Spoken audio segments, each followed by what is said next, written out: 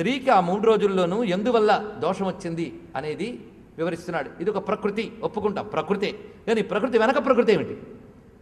దీనికి సంబంధించి మనకి యజుర్వేదంలో కొన్ని మంత్రాలు ఉన్నాయి, భాగవతంలో కూడా చెప్పబడుతోంది, ఇతర పురాణాల్లో కూడా చెప్తున్నాయి.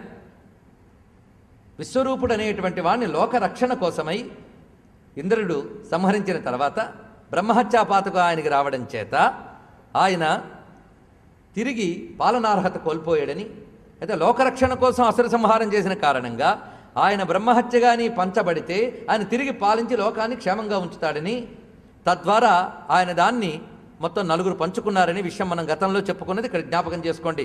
ఎందుకంటే ఇక్కడ చెప్పాడు గనక ఇంద్రస్య బ్రహ్మహత్యాస్తి యస్మిన్ తస్మిన్ దినత్రయే అన్నాడు ఇక్కడ.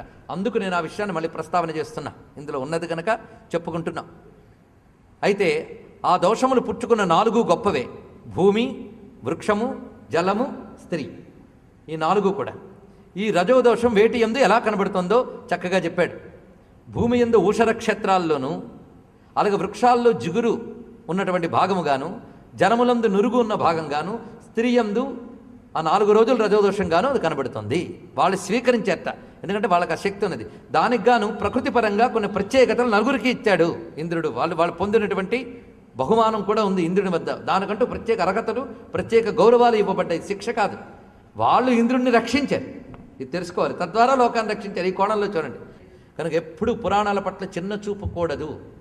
శృతి స్మృతి పురాణానామాలయం, ఇది గుర్తుపెట్టుకోండి. పురాణంలోనే భక్తి కానీ, జ్ఞానం కానీ, వేద ధర్మములు కానీ మనకు సామాన్యుడికి అందేటట్టు చెప్పారు ఇక్కడ.